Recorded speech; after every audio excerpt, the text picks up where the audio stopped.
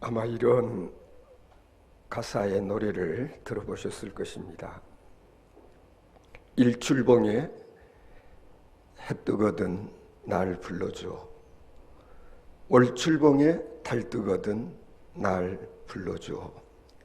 기다려도 기다려도 임은 오지 않고 빨래소리 물레소리에 눈물 흘렸네.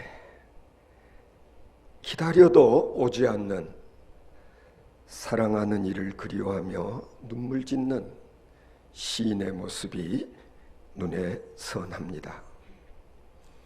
사실 따지고 보면 우리들의 삶은 끊임없이 뭔가를 기다리는 그런 삶의 연속이라고 말할 수 있을 것입니다. 작게는 하루를 사는 동안에도 수많은 기다림이 있습니다. 사거리에서 신호등이 바뀌기를 기다립니다. 버스 정류장에서 내가 타고자 하는 버스를 기다립니다. 식당에서 내가 주문한 음식이 나오기를 기다립니다. 그런가 하면 세상에서는 또 큰 의미에서의 기다림도 있습니다. 인생을 살아가는 동안에 농부는 곡식이 무르익기를 기다립니다.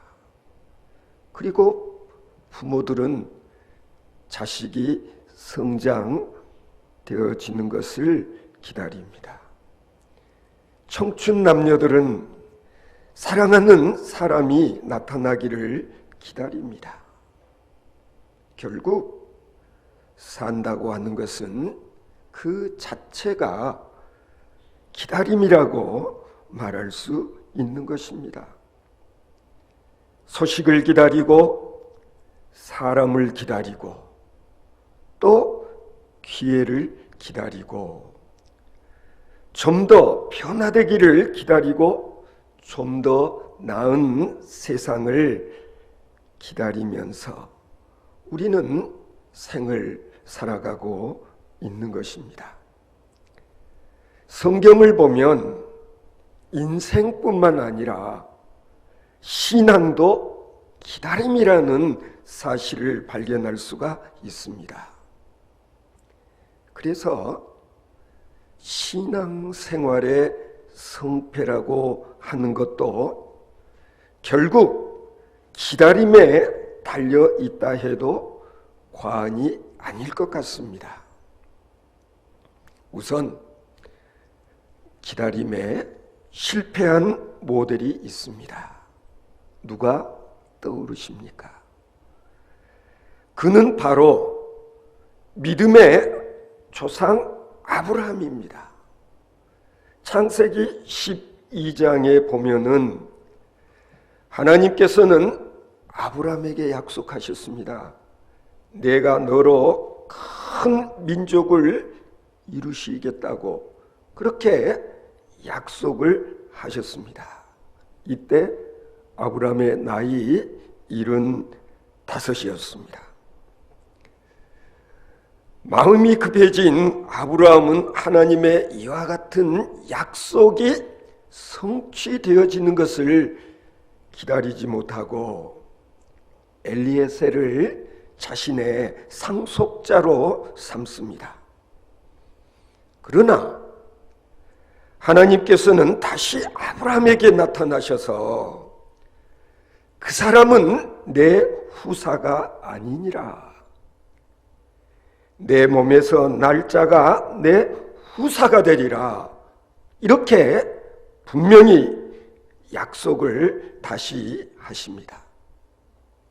그런데 세월이 흘러 아브라함의 나이가 85이 되어도 아무런 초짐이 보이지를 않게 되자 아브라함의 아내 사라와 의논하여서 사라의 몸종 하갈과 동침을 해서 이스마엘을 낳게 됩니다. 하나님께서는 아브라함에게 다시 나타나셔서 내가 너를 여러 민족의 아버지가 되게 함이니라. 내가 너로 심히 번성하게 하리니 내가 내게서 민족들을 나게 하며 왕들이 내게로부터 나오리라고 그렇게 약속을 세우셨습니다. 비록 아브라함을 우리는 믿음의 조상이라고 부르기는 하지만은 초창기 신앙의 기다림에 결정적인 문제가 아브라함에게 있었다는 것을 우리는 성경을 통해 확인할 수가 있는 것입니다.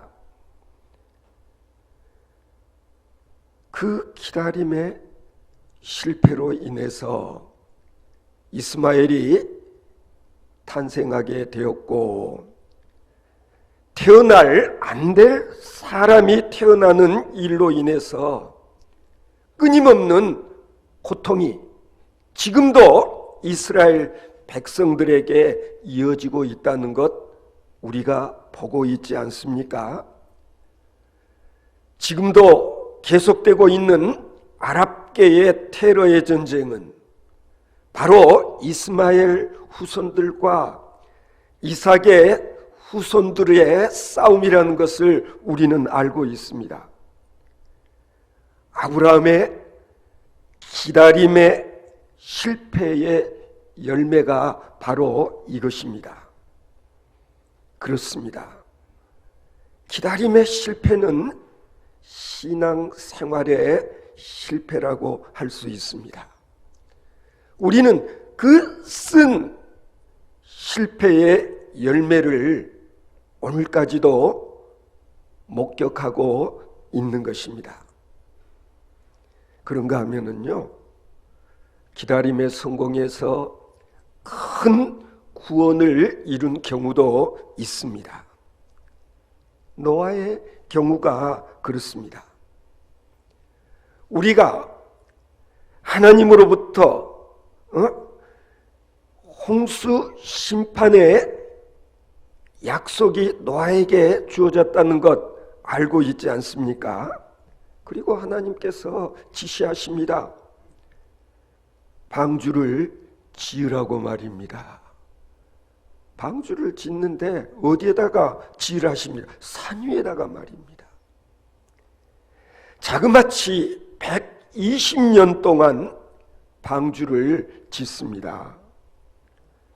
하나님의 약속이 이루어지기까지 120년이라는 세월을 기다렸습니다.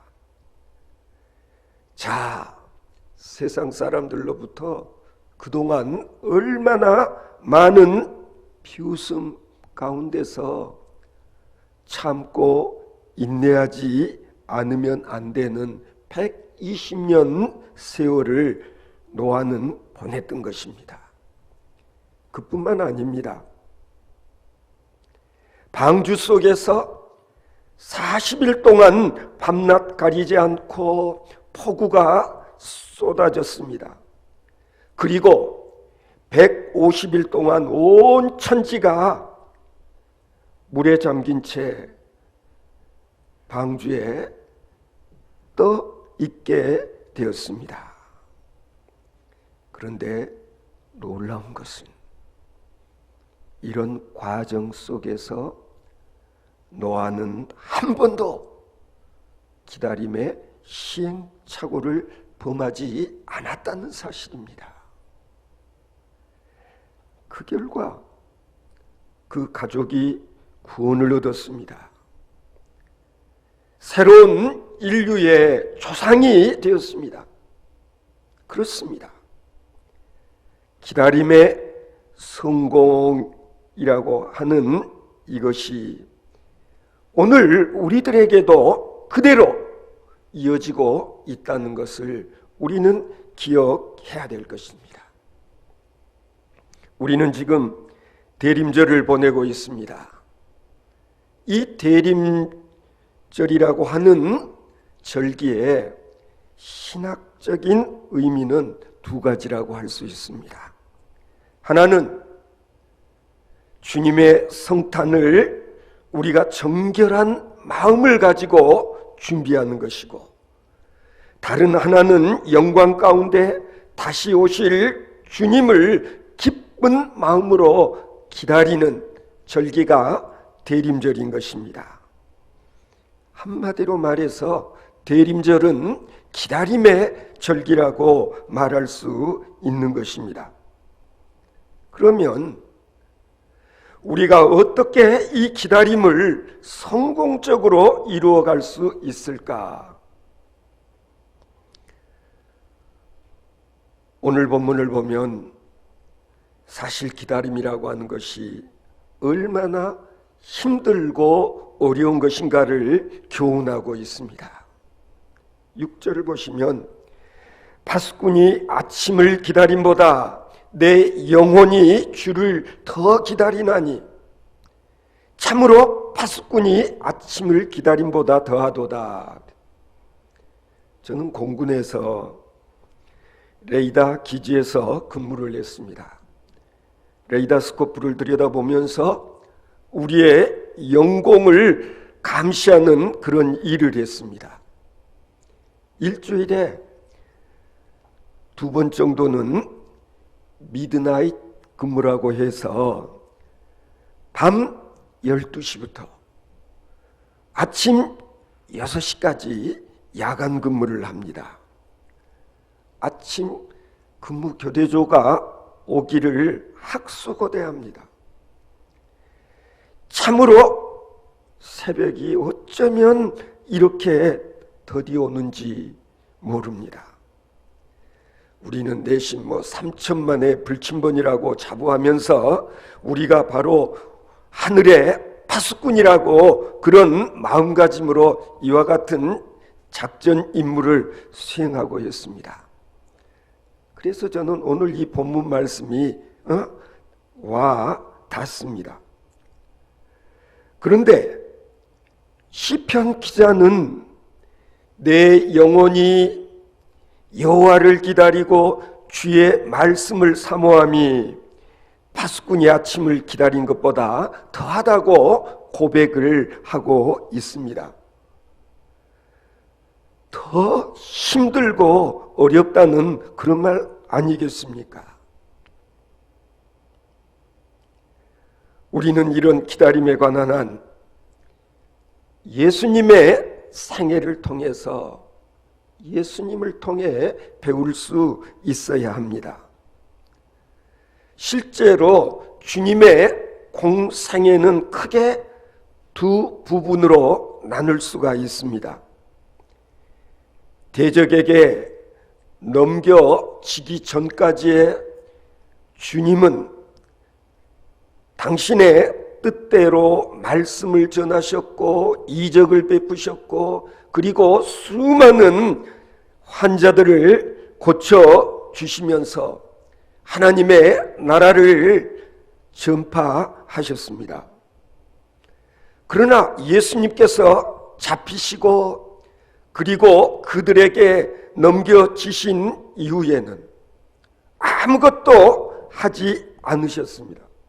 때리면 맞으셨고 그리고 옥에 가두면 갇히셨고 그리고 물으시면은 침묵하시다 때로는 답변하셨고 그리고 마침내는 십자가에 매어 달리셨습니다. 여러분 그렇게 생각하시지 않습니까?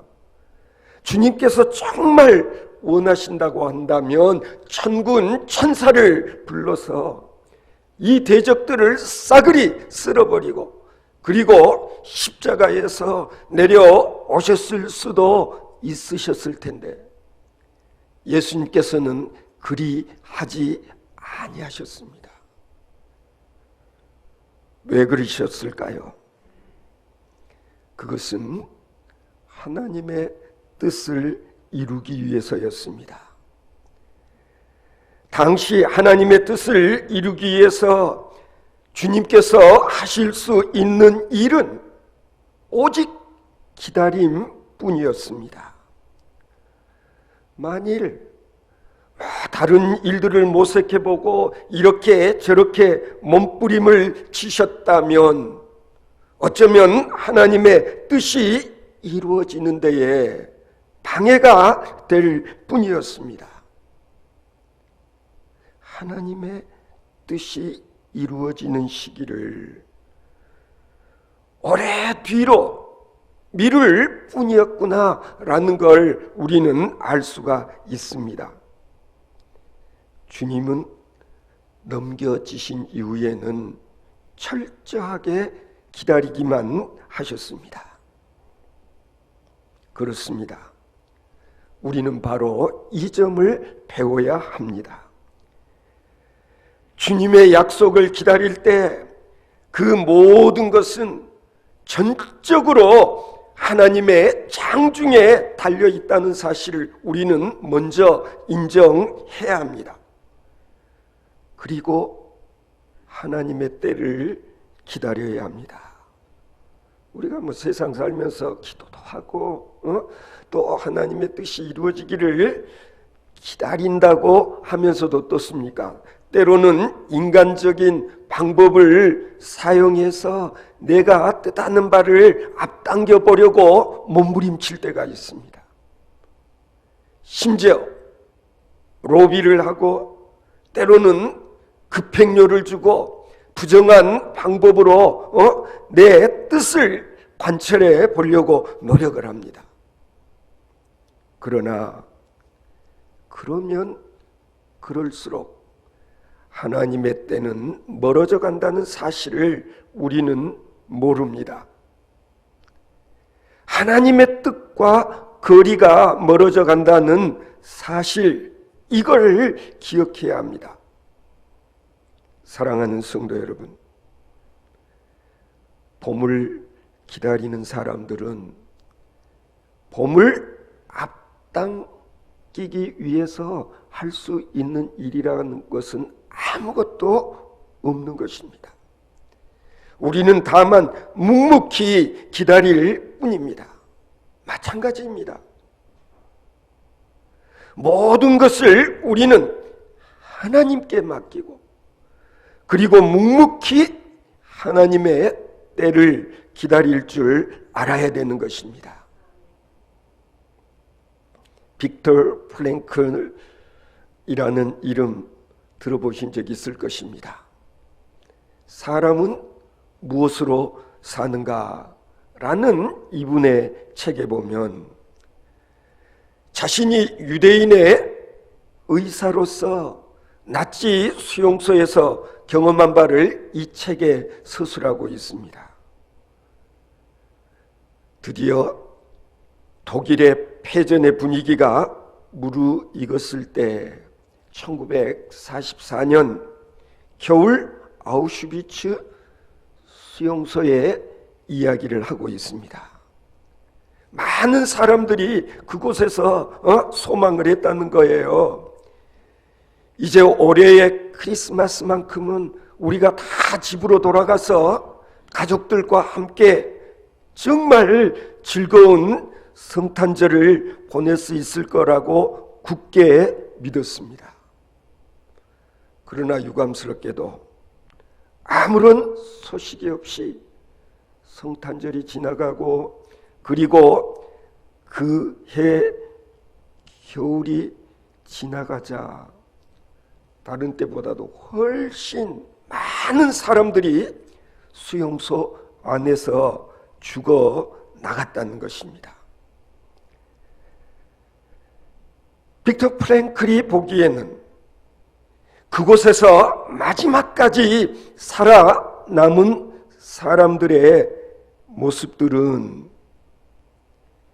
희망을 끝까지 품고 기다린 사람들, 마지막까지 소망을 잃어버리지 않는 사람들이었다라고 이야기하면서 프랭클은 묻고 있습니다. 사람은 무엇으로 사는가? 마음에 분명한 희망을 가진 사람, 분명한 기다림이 있는 사람, 사랑하는 애인이, 아내가, 가족이 기다리고 있는 사람, 돌아가서 자신이 꼭 이루어야 할 일이 남아 있는 사람들은 죽지 아니하고, 그리고 그곳에서 살아나올 수 있었다고, 그렇게 프랭클은 이야기하고 있습니다.